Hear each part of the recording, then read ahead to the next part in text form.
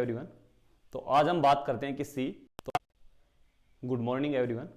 तो आज हम बात करते हैं किसकी अपवर्तन से संबंधित घटनाओं की। ठीक है, और अपवर्तन से संबंधित घटनाओं में यदि हम बात करें तो फर्स्ट नंबर पे यदि हम बात करें किसकी, तारों के टिमटिमाने की, तो जो तारों का टिमटिमाना है उसका जो कारण है वो भी क्या है, अपवर्तन ही है। अपवर्तन क्यों है? क्योंकि तारों से जो अपने पास में क्या आती है, लाइट आती है या जो रेखाएं आती हैं वहां से अपनी आंखों के अंदर, ठीक है, तो वो जो प्रकाश किरण आएगी अपनी आंखों में, तो वो कई माध्यमों से, मतलब कई माध्यम मैं ऐसे बोल सकता हूं कि जैसे होगा तो वो सारे के सारे जैसे गैसें होंगी तो उनकी लेयर होती हैं अलग अलग, कभी कौन सी लेयर आएगी, कभी कौन सी किसकी लेयर आएगी, कहां पर निर्वात आएगा, कभी माध्यम आएगा थोड़ा सा, ठीक है ना, कहीं पर विरल माध्यम आएगा थोड़ा, कहीं पर सघन माध्यम आएगा, तो वो बार बार क्या होती रहती है, अपवर्तित होती रहती है, जिसके कारण क्या होती है अपने को उसकी स्थिति कभी कभार अलग अलग दिखाई देती है, जिसको हम क्या बोलते हैं कि वो टिमटिमा रहे हैं। तो तारों का जो टिमटिमाना है उसका जो मुख्य कारण है वो क्या है अपने पास में, फर्स्ट नंबर पे मैं लिखूं तारों का टिमटिमाना, तारों का टिमटिमाना, ठीक है, ये क्या है अपने पास में अपवर्तन से संबंधित घटना। दूसरे नंबर पे यदि हम बात करें कि जैसे अपने पास में कोई पात्र है और उसमें हमने क्या भर दिया, जल भर दिया या कोई द्रव भर दिया, तो उसका जो पैंदा है वो अपने को थोड़ा सा ऊपर उठा हुआ दिखाई देता है, जिसका कारण भी क्या है, अपवर्तन ही है। अपवर्तन क्यों है? तो अपने को इस बात का मालूम है कि जब प्रकाश किरण विरल माध्यम से सघन माध्यम में जाती है तो अभिलंब की ओर झुक जाएगी, और यदि मैं दूसरे नंबर पे बात करूं किसकी, कि सघन माध्यम से विरल माध्यम में जाएगी तो अभिलंब से दूर हट जाएगी, तो जिसके कारण क्या होती है वो अपने को उसका जो पैंदा है वो थोड़ा सा क्या दिखाई देता है, अपने को ऊपर उठा हुआ दिखाई देता है। फिर दूसरे नंबर पर यदि हम बात करें, दूसरे नंबर पर बात कर लिए कि कोई भी पात्र है जिसमें द्रव भरा है उसका पैंदा ऊपर उठा हुआ दिखाई देना। थर्ड नंबर पर यदि हम बात करें कि जैसे अपने पास में कोई द्रव है और उसके अंदर कोई छड़ी को हमने डाल दिया, तो वो छड़ी जो डूबी हुई है वो अपने को टेढ़ी दिखाई देगी, ठीक है ना, मुड़ी हुई दिखाई देगी, ठीक है। फोर्थ नंबर पे यदि हम बात करें कि जैसे अपने पास में क्या है, कोई द्रव है और उसमें हमने सिक्का डाल दिया, क्या डाल दिया, सिक्का, तो उसका अपने को इस बात का मालूम है कि सिक्का क्या दिखाई देता है, अपने को ऊपर उठा हुआ दिखाई देता है, क्योंकि अपने को मालूम है कि वो भी पैंदे के ऊपर है, पैंदा ऊपर उठा हुआ दिखाई देगा तो सिक्का भी अपने को ऊपर उठा हुआ दिखाई देगा। और कितना ऊपर उठा हुआ दिखाई देगा या कैसे देगा वो सारी बातें अभी इसको मैं क्या कर देता हूं, क्लियर कर दूंगा। तो सिक्के के साथ साथ अपने को क्या, इसका जो पैंदा है उसकी बात भी अपने को क्या आ जाएगी, समझ में आ जाएगी।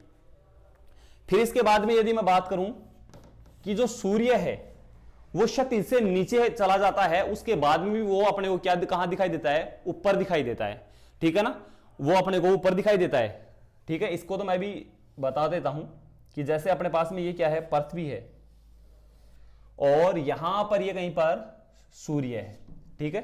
तो मतलब यहां यदि हम खड़े हैं, यहां पर यदि हम खड़े हैं तो अपने को यदि यहां से सीधा देखें तो ये पृथ्वी का ये सरफेस अपने पीछे हो जाएगा, मतलब इसकी वजह से अपने को सूर्य दिखाई नहीं देगा। जबकि यहां अपने मालूम है कि पृथ्वी के चारों ओर क्या है, वायुमंडल है, और बाहर की ओर इस साइड में क्या होगा, निर्वात होगा।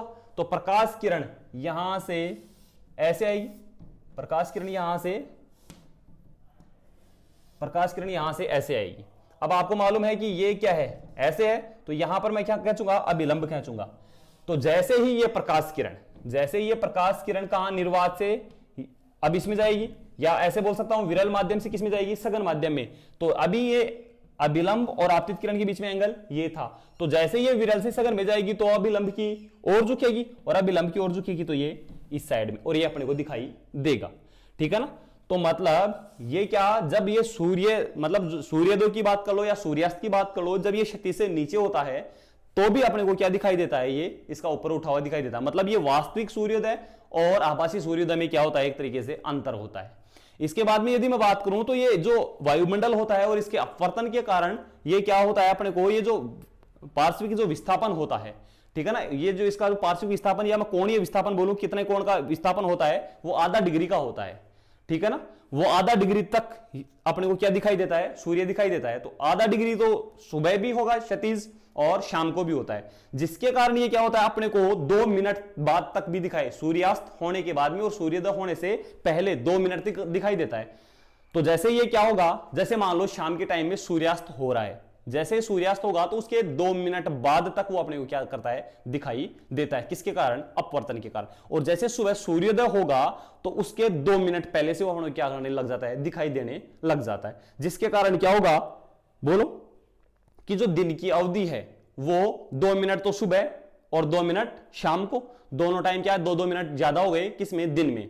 तो दिन का जो अवधि होती है वो रात्रि की अवधि से 4 मिनट क्या हो जाती है, ज्यादा हो जाती है। ठीक है। इसके बाद में यदि हम बात करें क्या, कि जो सूर्य है वो सुबह और शाम को थोड़ा अंडाकार दिखाई देता है, उसका कारण भी क्या है, अपवर्तन है। ठीक है। अब हम बात कर लेते हैं किसकी, कि जो सिक्का है उसका ऊपर उठा हुआ दिखाई देना। ठीक है ना। और वो कितना ऊपर उठा हुआ दिखाई देगा और कैसे दिखाई देगा, उसके बारे में हम कंप्लीट बात कर लेते हैं। ठीक है ना। सिक्के का ऊपर उठा हुआ दिखाई देना।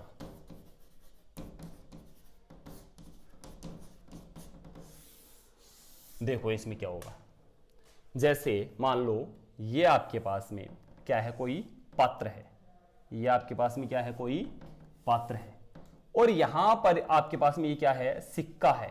यहां पर ये आपके पास में क्या है, सिक्का, और इसमें तुमने ये द्रव भर दिया। थोड़ा ऊपर तक भर देता हूं मैं इसमें।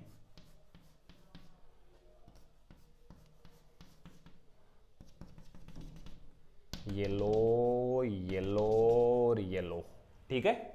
अब जैसे मान लो यदि हम बात करें, जैसे यहां से कोई प्रेक्षक देख रहा है इसको, यहां से क्या कर रहा है, कोई प्रेक्षक देख रहा है, तो प्रेक्षक देख रहा है तो ये प्रकाश किरण ऐसे आएगी। फिर ये क्या हो गया तुम्हारा, अभिलंब।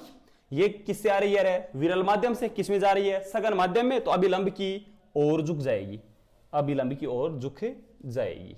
और यहां पर अपने को क्या, ये सिक्का, अपने को क्या आभास होगा कि ये प्रकाश किरण ऐसे ना जाके ये ऐसे ही जा रही है, ऐसे ही जा रही है। और यदि यहां से तुम देखते हो, तो ये प्रकाश किरण यहां पर, अब एंगल कितना हो गया, 0। यदि कोई प्रकाश किरण ऐसे आएगी तो वो वापस भी ऐसे ही जाएगी। तो ये सिक्का अपने को यहां ना दिखाई देके कहां पर दिखाई देता है, अपने को यहां पर दिखाई देता है। मतलब ये अपने को इतना ऊपर उठा हुआ दिखाई देगा। ठीक है ना। जैसे मैं मान लेता हूं कि ये जो द्रव है उसकी हाइट है कैपिटल H, इतनी गहराई तक क्या भरा हुआ है, ये द्रव भरा हुआ है, और इसके पैंदे में ये सिक्का पड़ा हुआ है। मैं मान लेता हूं कि ये जो सिक्का है ये स्मॉल h गहराई पर दिखाई दे रहा है अपने को। कहां पर, इसकी सतह से कहां पर दिखाई दे रहा है, स्मॉल h गहराई पर। और कितना ऊपर उठा हुआ दिखाई दे रहा है, x हाइट पर। कितनी हाइट पर, x हाइट पर ये अपने को ऊपर उठा हुआ दिखाई दे रहा है। ऊपर से बात करें तो h गहराई पर, और नीचे से बात करें तो x ऊंचाई पर उठा हुआ दिखाई दे रहा है। इसकी कंप्लीट हाइट कितनी है, कैपिटल H। अब यहां से देखो, मैं बात करूं कि ये एंगल तुम्हारे पास में क्या हो जाएगा, I। यहां से प्रकाश किरण आ रही है, ये एंगल I हो जाएगा, और ये एंगल R। ये एंगल R होगा तो ये एंगल भी कितना होगा रे, R ही होगा। ये एंगल कितना होगा, R। और ये एंगल I होगा तो ये कंप्लीट एंगल पूरा का पूरा कितना होगा, शीर्षाभिमुख कोण हो गए ना दोनों, तो ये एंगल भी कितना होगा, I होगा। ये कंप्लीट एंगल I। और यहां से देखो ये दोनों समांतर हैं, और इसको यदि कोई ऐसे लाइन काट रही है तो जितना एंगल इस साइड में उतना ही एंगल इस साइड में। ये कौन सा कोण हो गया, एकांतर कोण हो गया, और ये एंगल भी कितना हो जाएगा, I हो जाएगा।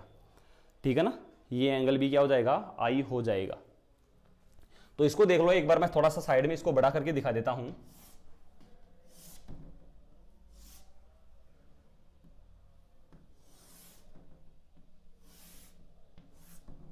ये हो गया, ये एंगल अपने पास में क्या है, I। तो ये पूरा का पूरा एंगल भी कितना होगा, I। ठीक है, क्योंकि शीर्षाभिमुख कोण हो गए, और ये एंगल R। ठीक है। और ये एंगल कंप्लीट I, तो ये एंगल भी कंप्लीट I, और ये एंगल R, तो ये एंगल भी R हो जाएगा। क्यों, देखो यहां पर ऐसे Z बन रहा है, तो ये जितना एंगल होगा उतना ही एंगल ये होगा। यहां से ये बात करूं तो यहां जितना एंगल बन रहा है ये पूरा एंगल I बन रहा है, तो ये पूरा एंगल भी कितना होगा, I हो जाएगा। अगली बात समझ में, तो ये एंगल I, तो ये ऊपर वाला एंगल भी I, ये I तो ये भी I, और ये इतना सा R, तो ये इतना सा भी R हो जाएगा। ठीक है। इनको हम नाम दे देते हैं। इसी साइड में मैं इसी को रिप्रेजेंट करवा देता हूं यहीं पर तुम्हारे को। इसमें थोड़ा साफ दिखाई नहीं दे रहा होगा तो इसको हटा देते हैं फिर। ठीक है। तो ये तुम्हारा क्या बन जाएगा, पात्र बन जाएगा। ये यहां से कंप्लीट हाइट कितनी है, कैपिटल एच, ठीक है। और ये कितना ऊपर यहां से कितनी गहराई पर दिखाई दे रहा है, स्मॉल एच, और ये कितना ऊपर उठा हुआ दिखाई दे रहा है, बोलो एक्स। कोई दिक्कत इसमें? इनको तुम नाम देना चाहो तो नाम दे सकते हो, जैसे मैं नाम दे दूं इसको ए, इसको नाम दे दूं मैं बी, और इसको नाम दे दूं मैं सी, और इसको नाम दे दूं मैं डी, ठीक है ना। ये प्रकाश किरण ऐसे आ रही थी, ऐसे जाएगी, लेकिन ये अपने को ऐसे ऐसे तो ये रियलिटी में जाएगी, लेकिन जाती हुई अपने को प्रतीत क्या होगी, सीधी जाएगी, ठीक है ना। ये अपने को आभास हो जाएगा। सिक्का रियलिटी में यहां पर है, अपने को आभास यहां का होगा, ठीक है। तो यहां से अब देखो, अपने को इस बात का मालूम है कि ये विरल माध्यम से किस में जा रही है, सघन माध्यम में जा रही है। तो आपको मालूम है कि sine I upon sine R बराबर क्या होता है, μ2 अपॉन μ1, μ2 अपॉन μ1। मैं मान लेता हूं कि ये जो द्रव है उसका अपवर्तनांक है म्यू, मतलब μ2 बराबर म्यू, और ऊपर क्या है अपने पास में, हवा है या निर्वात है, और उसकी वैल्यू कितनी है, 1। तो यहां से क्या हो जाएगा, बोलो sine I upon sine R is equal to mu upon 1, या इसको तुम ऐसे भी लिख सकते हो, म्यू बराबर साइन आई बटे साइन आर। कोई दिक्कत इसमें? तो इधर देख लो फिर क्या हो जाएगा, इधर देख लेना। अब ये अपने पास में एंगल क्या होंगे, थोड़े छोटे होंगे। तो अपने को मालूम है कि साइन थीटा की वैल्यू थीटा के लगभग और टेन थीटा के लगभग बराबर होती है। यदि थीटा की वैल्यू क्या हो, अल्प हो, थीटा की वैल्यू क्या हो, अल्प हो, तो साइन थीटा लगभग बराबर होता है टेन थीटा की, और टेन थीटा भी लगभग बराबर होता है थीटा की, ठीक है। तो साइन आई की जगह मैं टेन आई लिख सकता हूं, साइन आर की जगह टेन आर लिख सकता हूं। तो यहां से क्या हो जाएगा, म्यू बराबर tan I upon tan R, tan I upon tan R, ठीक है। तो यहां से टेन थीटा बराबर क्या होता है, लंब बटे आधार। टेन थीटा बराबर क्या होता है, लंब बटे आधार। जैसे आई वाली, इस वाली त्रिभुज की यदि मैं बात करूं, ए बी डी की, या ए डी बी की बात करूं, तो साइन टेन थीटा लंब बटे आधार, लंब थीटा के सामने वाला ए बी, ठीक है ना, और आधार ए डी। तो यहां से क्या हो जाएगा, म्यू बराबर A B upon A D. फिर टेन आर, टेन आर में ये वाला ट्रायंगल होगा, ये वाला, तो वही टेन थीटा बराबर लंब बटे आधार, लंब सामने वाला ए बी बटा आधार ए सी हो जाएगा। तो म्यू बराबर क्या हो जाएगा, A B upon A C. A B से ए बी कैंसिल, तो ए सी कहां चला जाएगा, ऊपर। तो म्यू बराबर क्या हो जाएगा, A C upon A D, A C upon क्या हो जाएगा, ए डी हो जाएगा, ठीक है। इसके बाद में यदि हम बात करें ए सी, ए सी ये कंप्लीट हाइट कितनी है, कैपिटल एच, कितनी है, कैपिटल एच, और ए डी कितनी है, स्मॉल एच। तो यहां से तुम इसको लिख सकते हो, क्या लिख सकते हो, ये यहां लिख देता हूं मैं ऊपर, ए सी, ए सी बराबर कितना है रे, ए सी ये रहा ना, कैपिटल एच, और ए डी बराबर बोलो स्मॉल एच, स्मॉल एच। तो यहां से क्या हो जाएगा, बोलो म्यू बराबर ए सी की value capital H upon small H हो जाएगा, हो जाएगा ये। चलो फिर हम आगे थोड़ी बातें और कर लेते हैं, या यहां से हम ऐसे भी लिख सकते हैं कि small H is equal to H upon mu, H upon mu, या कैपिटल एच बराबर म्यू इंटू स्मॉल एच। ये अकेला इन दोनों के गुणनफल के बराबर है। यदि इन दोनों के अकेलों की मैं बात करूं और म्यू की वैल्यू 1 से ज्यादा होगी, ठीक है ना, तो यहां से यदि मैं इस केस की बात करूं तो ज्यादा बड़ा कौन होगा, कैपिटल एच। कैपिटल एच बड़ा होगा स्मॉल एच से, स्मॉल एच से। तो मतलब ये सिक्का अपने को क्या दिखाई देगा, स्मॉल एच की वैल्यू कम होगी तो ये सिक्का यहां नीचे दिखाई नहीं देगा, थोड़ा ऊपर उठा हुआ दिखाई देगा। और कितना ऊपर उठा हुआ दिखाई देगा, एच ओ एक्स, कितना दिखाई देगा, एक्स दिखाई देगा। तो एक्स की वैल्यू भी हम निकाल लेते हैं, तो इसकी वैल्यू भी निकाल लेते हैं। देख लो एक बार कितना ऊपर उठा हुआ दिखाई देगा, उसको देख लेते हैं। वो अपने को दिखाई देगा एक्स, पेन दे से कितनी ऊपर, एक्स ऊंचाई पर, और एक्स की वैल्यू कितनी हो जाएगी, capital H minus small h। इस पूरी दूरी में से ये दूरी घटा दो तो ये बच जाएगी, इस कंप्लीट में से इतनी सी घटा दो तो ये बच जाएगी, ठीक है ना। तो ये इतना ऊपर उठा हुआ दिखाई अपने को देगा। तुम्हारे को इस बात का मालूम है कि स्मॉल h बराबर क्या होता है, कैपिटल H अपॉन म्यू होता है। कैपिटल H अपॉन क्या होता है, म्यू। तो यहां से x बराबर कैपिटल H माइनस h की जगह क्या लिख दोगे, capital H upon mu. Capital H को क्या कर लोगे तुम, कॉमन ले लोगे। तो x बराबर क्या हो जाएगा, h कॉमन ले लोगे और 1 माइनस 1 अपॉन म्यू, इतना ऊपर उठा हुआ दिखाई देगा। आ गई बात समझ में। वो अपने को क्या देगा, द्रव का अपवर्तनांक देगा और कितनी गहराई तक द्रव भरा हुआ वो दोनों बातें दे देगा। जैसे मान लो इसके लिए हम एक क्वेश्चन ले लेते हैं, इसके लिए हम क्या कर लेते हैं, एक छोटा सा क्वेश्चन ले लेते हैं। ये हो जाएगा क्वेश्चन, क्या लेते हैं हम कि मान लो कि एक पात्र है जिसके अंदर 10 सेंटीमीटर तक द्रव भरा हुआ है, ठीक है ना। एक पात्र है जिसके अंदर 10 सेंटीमीटर तक क्या भरा हुआ है, 10 सेंटीमीटर गहराई तक पानी भरा हुआ है। तो उसके अंदर उसके पैंदे में रखा सिक्का कितना ऊपर उठा हुआ दिखाई देगा, उसके पात्र में रखा हुआ सिक्का कितनी ऊपर उठा हुआ दिखाई देगा। उसने क्या बोला, ये देखो एक तरीके से इस पात्र को बना लेते हैं हम, ठीक है ना। ये यहां से, तो ये टोटल कितनी हाइट है, h थी, उसकी वैल्यू इसने को क्या बोली, 10 सेंटीमीटर, ठीक है ना। और उसने क्या बोला अपने को कि वो कितना ऊपर उठा हुआ दिखाई देगा, कितना ऊपर उठा हुआ दिखाई देगा। तो यहां से आपको इस बात का मालूम है कि द्रव का अपवर्तनांक हम पहले ही बता चुके। इसके लिए म्यू की वैल्यू कितनी होती है, 4/3। कितनी होती है, 4/3 होती है। तो कितना ऊपर उठा हुआ दिखाई देगा उसके लिए हम देख लेते हैं। x बराबर अपने को मालूम है capital H 1 minus 1 upon mu होता है। कितना होता है, 1 माइनस 1 अपॉन म्यू होता है। तो इसके लिए फॉर्मूला हो गया अपना। तो यहां पर आपको मालूम है कैपिटल H की वैल्यू उसने दी 10 सेंटीमीटर। कितनी दी, 10 सेंटीमीटर। और म्यू की वैल्यू कितनी दी उसने, 4/3। तो यहां से x बराबर बोलो कितना होगा, h की जगह मैंने 10 रखा, 1 माइनस 4/3। ये क्या हो जाएगा, जस्ट उल्टा हो जाएगा। तो x बराबर 10, 1 माइनस 3/4। यहां इन दोनों के लिए एलसीएम कितना आ जाएगा, बोलो एलसीएम कितना आ जाएगा, 4।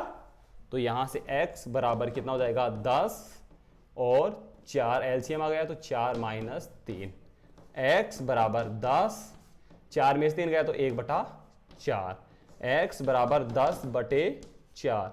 10 में 4 का भाग दोगे कितना आएगा, 2.5, 2.5। तो x बराबर कितना हो जाएगा, 2.5 सेंटीमीटर। ये इतना ऊपर उठा हुआ दिखाई देगा। हो सकता है वो क्वेश्चन को थोड़ा सा और घुमा दे और वो ऐसे बोल दे कि कितनी गहराई पर स्थित और कितनी गहराई पर दिखाई देगा, मतलब वो स्मॉल h की वैल्यू पूछ ले। स्मॉल h की वैल्यू पूछ ले तो आपको मालूम है इनमें रिलेशन क्या है कि x प्लस स्मॉल h दोनों की वैल्यू किसके बराबर होगी, कैपिटल H के बराबर। और कैपिटल H की वैल्यू, इसकी वैल्यू तो 2.5 प्लस स्मॉल h बराबर 10। तो स्मॉल h बराबर 10 माइनस 2.5 सेंटीमीटर। तो h बराबर कितना हो जाएगा, 7.5 सेंटीमीटर गहराई पर दिखाई देगा। आगे बात समझ में, ये कंप्लीट, कोई दिक्कत इसमें, ठीक है। ये बात अपने पास में हो जाएगी। इसके बाद में यदि हम बात करें, ये तो हमने बात कर ली कि जब हम क्या हैं कि द्रव है और उसके बाहर हम स्थित हैं, सिक्के को हम सिक्के को देख रहे हैं, तो वो कितना ऊपर उठा हुआ दिखाई देगा या कैसे क्या दिखाई देगा, वो सारी स्थिति अपने पास में क्लियर हो गई। अब यदि हम बात करें, अब किसके लिए बात करें कि जैसे मान लो कि हम किस में हैं, द्रव में, सघन माध्यम में, और हम बाहर की ओर देख रहे हैं। क्या कर रहे हैं, बाहर की ओर देख रहे हैं। तो उसके लिए क्या होगा, जब प्रेक्षक कहां हो, किसमें हो रहा है, जब प्रेक्षक पानी में हो। जब प्रेक्षक किसमें हो, पानी में, तो उसके लिए देख लेना। वैसे ये अपने पास में इतना डिटेल से आएगा नहीं, मैं चाहूं तो आपको डायरेक्ट बता सकता हूं, ठीक है। और इसके लिए यदि हम बात करें तो मैं डायरेक्ट थोड़ा सा बता दूं या रहने दूं, बता देता हूं। क्या, जब प्रेक्षक पानी में हो, जब प्रेक्षक पानी में हो, ठीक है।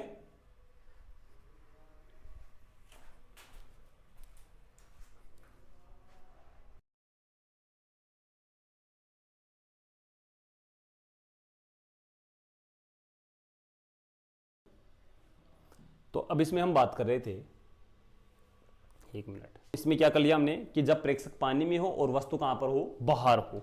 जैसे इसके लिए मैं बात करना चाहूं तो देखो, इसको हम ऐसे रिप्रेजेंट कर सकते हैं, जैसे वो प्रेक्षक कोई भी हो सकता है, आप भी हो सकते हो, मैं भी हो सकता हूं, कोई मछली भी हो सकती है, ठीक है ना। वो क्वेश्चन जो देगा वो मछली के आधार पर दे सकता है। वो यहाँ पर 12th बोर्ड में तो खैर मुश्किल है इसके लिए थोड़ा सा आना ये, लेकिन ये बाहर के एग्जामों के लिए, जैसे नीट वगैरह के लिए बात करो तो वहां पर जो क्वेश्चन देगा वो मछली के अकॉर्डिंग थोड़ा सा दे सकता है। जैसे मान लो कि ये थोड़ी सी मछली है, थोड़ी सी क्या है, एक मछली है, थोड़ी सी तो होगी ये, ठीक है, मछली बहुत अच्छी है ये, इधर देख लेना। अब यहां से मान लो कि यहां पर कोई वस्तु है, यहां पर कोई क्या है, वस्तु, तो यहां से देखो प्रकाश किरण ऐसे आएगी और तुम्हारे को इस बात का मालूम है कि ये क्या है, ये सघन माध्यम है, तो सघन माध्यम में प्रकाश ये आएगी और उसके बाद में विरल माध्यम में अभिलंब से दूर हटने की कोशिश करेगी, जैसे तुम्हारी वस्तु यहां पर थी। आगे बात समझ में। अब तुम्हारे को ये प्रकाश किरण जो अंदर है उसको जाती हुई दिखाई कैसे देगी, ये ऐसे दिखाई देगी कि ये सीधी ही जा रही है और वस्तु तुम्हारे को ये क्या होगी, आभास होगी। तो यहां से इसकी वास्तविक जो हाइट है वो तो कितनी है, कैपिटल H, लेकिन ये जो इसकी आभासी हाइट है वो होगी H डैश, और H डैश की वैल्यू आज क्या होगी, ज्यादा होगी, किससे, H से। अभी जो अपने को आभासी गहराई प्राप्त हो रही थी जब हम वायु में थे, बाहर थे, और पानी के अंदर क्या था, सिक्का, तो उसकी गहराई अपने को कम महसूस हो रही थी, वो अपने को ऊपर उठा हुआ दिखाई दे रहा था। लेकिन इसके अंदर क्या होगा कि वास्तविक गहराई या वास्तविक हाइट तो क्या होगी वस्तु की, कम होगी, लेकिन आभासी क्या होगी, ज्यादा। यहां पर H डैश तो क्या है, आभासी ऊंचाई, आभासी ऊंचाई, और H है वास्तविक ऊंचाई। H क्या है, वास्तविक ऊंचाई है, ठीक है। H यहां पर अपने को वास्तविक ऊंचाई है और H डैश है वो क्या है अपने पास में, आभासी ऊंचाई। और इन दोनों में जो रिलेशन आएगा वो H डैश की जो वैल्यू होगी वो होगी म्यू इंटू H, म्यू, और यहां से हम बात करें कि H dash is greater than capital H, ठीक है।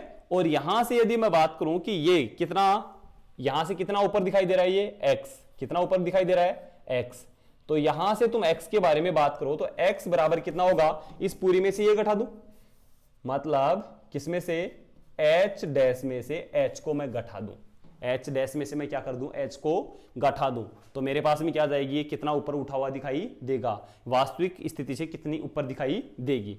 तो यहां से तुम्हारे को मालूम है कि H डैश बराबर कितना होता है, mu into H, mu into H minus H, वास्तविक है ही अपने पास में, X डैश रहे।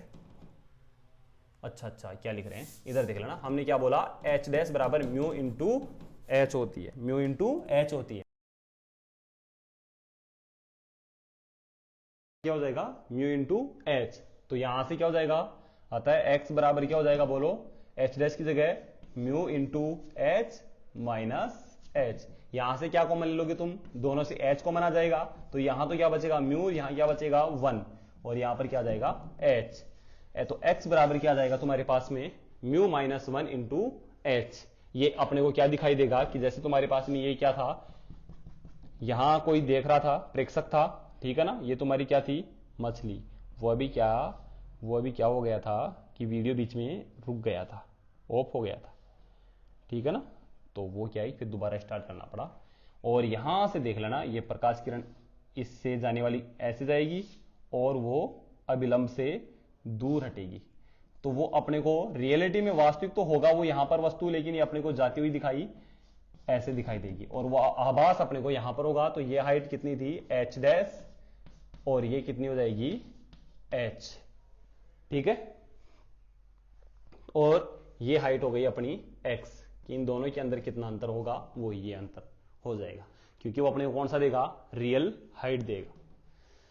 तो यहां से ये अपने को कि रियल में तो ये यहां पर होगी, लेकिन रियल से कितना ऊपर उठा हुआ दिखाई देगी, वो इतना ऊपर उठा हुआ दिखाई दे देगी। ये हमने दोनों बातें कर ली कि जब प्रेक्षक बाहर हो और वस्तु अंदर हो द्रव के, या फिर हम बात सेकंड नंबर पे हमने बात कर ली कि प्रेक्षक है वो कहां पर हो, द्रव के अंदर हो, द्रव के अंदर हो, और जो क्या है कर लेते हैं किसके लिए, अब किसके लिए, कांच की सिल्ली है उसके लिए अपवर्तन की और पार्श्विक विस्थापन की, और किसकी बात करेंगे, पार्श्विक विस्थापन की, ठीक है। तो इसके लिए यदि हम कांच की सिल्ली के लिए बात करें तो मैंने मान लिया कि ये अपने पास में क्या है, एक कांच की सिल्ली है, एक कांच की सिल्ली है, ठीक है। और इसके ऊपर क्या हो रहा है, एक आपतित प्रकाश किरण है। प्रकाश किरण कोई क्या हो रही है, आपतित। ये प्रकाश किरण ऐसे जानी चाहिए थी, ठीक है ना। ये कैसे जाएगी वो बताते हैं हम। ये यहां पर क्या होगा, अभिलंब होगा, ये यहां पर अभिलंब होगा, और अभिलंब और आपतित प्रकाश की किरण के मध्य कोण होगा आपतन कोण, ठीक है। अब यहां से देखो, ये प्रकाश किरण विरल माध्यम से सघन माध्यम में जा रही है, क्योंकि हवा से किसमें जा रही है, ग्लास में। तो ये क्या होगी, अभिलंब की ओर झुकेगी, अभिलंब की ओर झुकेगी। तो अभिलंब की ओर झुकेगी तो अभिलंब और अपवर्तित प्रकाश किरण दोनों के मध्य जो कोण होगा उसको हम बोलते हैं अपवर्तन कोण, उसको हम क्या बोलते हैं, अपवर्तन कोण। फिर यहां से क्या होगा, ये वापस यहां पर इस बिंदु पर क्या होगा, अभिलंब होगा, और इसको तो मैं थोड़ा सा आगे और बढ़ा लेता हूं। ये कोण R होगा तो ये कोण भी कितना होगा, R ही होगा। कितना होगा, R ही होगा। इसके बाद में ये क्या होगी, अब ये क्या हो गया, ग्लास से बाहर जाएगी, हवा में जाएगी, तो ये क्या हो गया, डेंसर, और ये क्या हो गया, रेयर मीडियम। मतलब ये सघन माध्यम और ये विरल माध्यम। सघन माध्यम से विरल माध्यम में जाएगी तो प्रकाश किरण क्या होगी, दूर हटेगी, अभिलंब से दूर हटेगी, और यहां से ये ऐसे चली जाएगी, यहां से। और ये कोण हो गया इमर्जेंट एंगल E, मतलब निर्गत कोण E हो जाएगा, ठीक है ना। ये ऐसे जानी चाहिए थी। तो ये क्या हो गई, निर्गत किरण, आपतित किरण ये वाली। मतलब ये प्रकाश किरण आनी तो ऐसे चाहिए थी, लेकिन जा ऐसे रही है ये, ठीक है। तो ये है इसका पार्श्विक विस्थापन। ये क्या हो गया, इसका पार्श्विक विस्थापन। पार्श्विक विस्थापन कितना होगा, ये वैल्यू हम निकाल लेंगे। पहली बात ये है कि ये आपतित प्रकाश किरण और ये जो निर्गत प्रकाश किरण है, दोनों क्या होती हैं, एक दूसरे के समांतर होती हैं। तो उसकी हम बात कर लेते हैं एक बार कि समांतर ये कैसे होती हैं। जैसे मैं इस पॉइंट को नाम दे देता हूं A, इस पॉइंट को नाम दे देता हूं B, इस पॉइंट को C, और यहां पर यहां से मैं क्या डाल लेता हूं, एक बार लंब डाल लेता हूं। लंब डालूंगा तो ये डिस्टेंस दोनों के बीच की स्मॉल d होगी, इसको मैं कैपिटल नाम दे दूंगा D, ठीक है। यहां पर 90 एंगल, क्योंकि लंब डालोगे ना। अब यहां से देखो कि ये पहले एक मीडियम है, हवा है, उसका अपवर्तनांक मैंने मान लिया μ1 है। फिर बाद में कौन आया, ग्लास, जिसका अपवर्तनांक μ2। वापस कौन आ गया, हवा आ गई। हवा का माध्यम कितना माना तुमने, μ1, तो इसका माध्यम भी कितना हो जाएगा, इसका अपवर्तनांक भी कितना हो जाएगा, μ1 ही हो जाएगा, ठीक है। पहले ये माध्यम तो इसका अपवर्तनांक ये, फिर ये माध्यम तो इसका अपवर्तनांक ये, फिर ये वापस वही माध्यम तो उसका अपवर्तनांक वो हो जाएगा। अब देखो यहां से यदि मैं बात करूं किसके लिए, ए पॉइंट के लिए, किसके लिए, ए पॉइंट के लिए, तो स्नेल के नियम से, किससे, स्नेल के नियम से, स्नेल के नियम से। स्नेल के नियम से क्या होगा, बोलो क्या होता है रे, sine I upon sine R। उसने क्या बोला कि आपतन कोण की ज्या अपॉन अपवर्तित कोण की, अपवर्तन कोण की ज्या, इज इक्वल टू बाद वाले का अपवर्तनांक अपॉन पहले वाले का अपवर्तनांक, मतलब μ2 अपॉन μ1। ऐसा ही बोला उसने। इसको तुम और क्या लिख सकते हो, μ2 भी लिख सकते हो, ठीक है। हो गया ये बात, इसके लिए खत्म। आपतन कोण इसके लिए ये है, अपवर्तन कोण ये। अब इस बिंदु पर मैं बात करूं तो प्रकाश किरण इस साइड से आ रही है, तो ये कोण क्या होगा, आपतन कोण, और इससे जा रही है तो ये कौन सा होगा, अपवर्तन कोण। मतलब आपतन कोण की ज्या बटा अपवर्तन कोण की ज्या इज इक्वल टू बाद वाले का माध्यम अपॉन बाद वाले का अपवर्तनांक अपॉन पहले वाले का अपवर्तनांक। आगे बात समझ में। तो सी के लिए यदि मैं बात करूं तो साइन इंसिडेंट एंगल यहां पर कितना है, आज आर है, अपॉन बाहर वाला अपवर्तित कोण sine E is equal to, बोलो बाद वाले का अपवर्तनांक μ1 अपॉन पहले वाले का अपवर्तनांक μ2। इसको तुम और क्या लिख सकते हो, μ1 भी लिख सकते हो, ठीक है। आगे बात समझ में। इसके बाद में हम बात करें किससे, उत्क्रमणीयता के सिद्धांत से। उत्क्रमणीयता के सिद्धांत से क्या होता है, μ12 इंटू μ21 इज इक्वल टू कितना होता है, 1 होता है। उत्क्रमणीयता के सिद्धांत से यही होता है। तो यहां से यदि हम बात करें तो इधर देख लो, μ12 की वैल्यू ये रही, इसकी वैल्यू कितनी है, sine R upon sine E into μ21 की वैल्यू, कितनी है, ये वाली है, कितनी है sine I upon sine E upon sine R है ना, आर इज इक्वल टू कितना है 1। साइन आर से साइन आर कैंसिल, तो यहां क्या बचा, sine I upon sine E is equal to 1। Sine E किस में है, भाग में है, उस साइड में जाएगा तो मल्टीप्लाई में हो जाएगा, गुणा में हो जाएगा। तो यहां से क्या हो जाएगा, sine I is equal to sine E. मतलब ये दोनों बराबर कब होंगे, जब ये दोनों एंगल क्या होंगे, बराबर। मतलब angle I is equal to angle E होगा। मतलब आपतन कोण और निर्गत कोण दोनों क्या होंगे, बराबर होंगे। दोनों बराबर होंगे तो आपतित प्रकाश किरण और निर्गत किरण दोनों क्या होंगी, समांतर होंगी। ये बात हमने कह दी और सिद्ध भी कर दी कि आपतित प्रकाश किरण और निर्गत प्रकाश किरण दोनों क्या होंगी, समांतर होती हैं। इसके बाद में हम बात करें कि यहां पर पार्श्विक विस्थापन कितना होगा, लेटरल डिस्प्लेसमेंट कितना होगा, ये स्मॉल डी की वैल्यू कितनी होगी, इसकी वैल्यू भी हम कैलकुलेट कर सकते हैं। तो एक बार कैलकुलेट कर ही लेते हैं, कर क्या सकते हैं फिर, ठीक है। तो इसकी वैल्यू भी हम एक बार कैलकुलेट कर लेते हैं। तो इसके लिए हम देख लेते हैं पहले एक बार, यहां से हमने लंब डाला तो ये एंगल 90 डिग्री हो गया। तो इसके सामने वाला यदि मैं त्रिभुज लेता हूं, ये वाला ए डी सी, तो 90 डिग्री के सामने वाला AC, तो इसमें क्या होगा, कर्ण होगा। AC क्या होगा इसमें, कर्ण, और CD इसमें क्या होगा, लंब होगा। तो मैं बात कर लेता हूं ट्राइंगल, बोलो ADC से, त्रिभुज ADC से, और इसमें हम बात कर लेते हैं किसकी, एक तो AC की और एक CD की। तो ये तो कर्ण हो गया और ये बोलो कौन हो गया, लंब। तो लाल बट्टा कक्का के अकॉर्डिंग आधार, लंब और कर्ण में रिलेशन, लंब और कर्ण में रिलेशन कौन बताएगा, लंब और कर्ण में रिलेशन बताएगा साइन थीटा।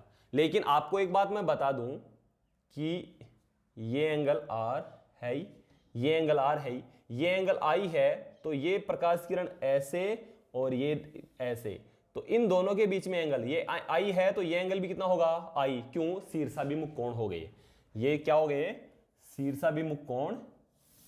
ये एंगल I और ये एंगल भी कितना होगा, I, ठीक है ना, ये एंगल भी कितना होगा, I। लेकिन ये ऐसे चली गई तो ये एंगल कितना रह गया, R। ये कंप्लीट एंगल I है, तो ये एंगल कितना बचेगा, इस पूरे में से ये घटा दूं तो ये कितना बचेगा, I माइनस R। ये एंगल कितना बचेगा, I माइनस R। बात समझ में आ गई होगी। मैं इस वाले एंगल की बात कर रहा हूं कि ये एंगल कितना बचेगा, ये एंगल कितना होगा, I minus R, I minus R होगा, I माइनस R होगा, ठीक है। यहां मैं इसको अलग से इसको कंप्लीट समझाना चाहूं तो ये देख लो, ऐसे ही समझा देता हूं मैं तुम्हारे को। इसमें ये नॉर्मल हो गया, ठीक है ना, और यहां से ये लंब डाल दोगे, ये स्मॉल d हो गया, ये तुम्हारा C पॉइंट और ये तुम्हारा D पॉइंट और ये तुम्हारा A पॉइंट। उसमें ज़्यादा अच्छे से समझ में आ जाएगा, ये डायग्राम थोड़ा छोटा है। तो इसमें देख लो किसकी बात कर रहे हो तुम, ट्राइंगल ADC से, ठीक है ना। लंब तो ये और कर्ण ये, और एंगल कौन सा है, I माइनस R। तो साइन बताएगा इनमें, तो साइन एंगल की value I minus R is equal to, बोलो लंब बटे कर्ण, लंब की वैल्यू थीटा के सामने वाला लंब होगा तो CD अपॉन कर्ण की वैल्यू AC। तो यहां तुम्हारे को क्या चाहिए, लेटरल डिस्प्लेसमेंट ये चाहिए, तो CD चाहिए, तो CD इज इक्वल टू क्या हो जाएगा, AC sine I minus R। ये भाग में इस साइड में आएगा तो गुणा में हो जाएगा, ठीक है। लेकिन तुम्हारे को AC की वैल्यू मालूम नहीं है, इस AC की वैल्यू मालूम नहीं है, तो कोई बात नहीं, मैं इसको आगे बढ़ा के यहां पर B नाम दे चुका। तो इस वाले ट्राइंगल से, इस वाले ट्राइंगल से, ये तुम्हारे पास में क्या थी, कांच की सिल्ली थी, जिसकी मैंने मोटाई ले ली कितनी, मान लो थिकनेस ले लेता हूं T, कितनी ले लेता हूं T, मतलब AB की वैल्यू कितनी हो जाएगी, इसमें T हो जाएगी। तो यहां से देखो अब इसमें AC की वैल्यू निकालते हैं, तो AC इसमें है, तो AC की वैल्यू ये निकालेंगे, ये अपने को मालूम है, और ये एंगल R है, ये एंगल R है, तो ये कर्ण हो गया, ये 90 डिग्री होगा ना, तो 90 के सामने वाला कर्ण, तो कर्ण और ये कौन है, आधार। आधार और कर्ण में रिलेशन कौन बताएगा, कोस थीटा। तो कौन से ट्राइंगल से? ट्राइंगल ए बी सी से, ए बी सी से क्या हो जाएगा? कोस थीटा की वैल्यू कितनी है? आर इज इक्वल टू आधार बटे कर्ण, आधार की वैल्यू ए बी अपॉन कर्ण की वैल्यू ए सी। तुम्हारे को क्या चाहिए? ए सी। तो ए सी यहां भाग में इस साइड में लाऊं तो गुणा में, तो ए सी इज इक्वल टू क्या हो जाएगा? ए बी अपॉन बोलो कोस आर। कोस आर ऊपर जाएगा तो सेक में कन्वर्ट हो जाएगा, तो क्या हो जाएगा? A B sec are. A C की वैल्यू मैं यहां पर रख दूं, इसको तुम चाहो तो इक्वेशन नंबर 1 और इसको इक्वेशन नंबर 2 दे सकते हो, इक्वेशन नंबर 2 दे सकते हो।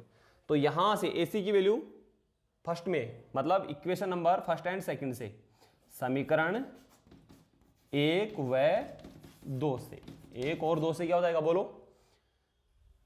सी डी इज इक्वल टू बोलो, ए सी की जगह क्या रखोगे? ए बी सेक आर और sine I minus R. A B की वैल्यू कितनी है? ए बी ये है ना, ए बी ये जो इस पट्टी का क्या है? मोटाई, थिकनेस, जिसको तुमने कितना बोला? टी। तो इसकी जगह मैं क्या लिख सकता हूं? Small T. तो यहां और सी डी की वैल्यू कितनी है? Small D. तो small D is equal to T sec R और साइन आई माइनस आर। ये क्या हो जाएगा तुम्हारा? बोलो, ये क्या हो जाएगा तुम्हारा? पार्श्विक विस्थापन। ये क्या हो जाएगा? कांच की पट्टिका के लिए पार्श्विक विस्थापन हो जाएगा। उसकी वैल्यू कितनी हो जाएगी? D is equal to T sec R sine I minus R. ये अपने प्रैक्टिकल्स में भी आएगा, माइनर प्रैक्टिकल्स में, ठीक है। और इसकी वैल्यू हम वहां पर डायरेक्ट कैलकुलेशन के लिए डायरेक्ट यहां से फॉर्मूला ही लिखेंगे, ज्यादा बात नहीं करेंगे, कैसे आया क्यों आया इसके बारे में ज्यादा बात नहीं करेंगे, ठीक है।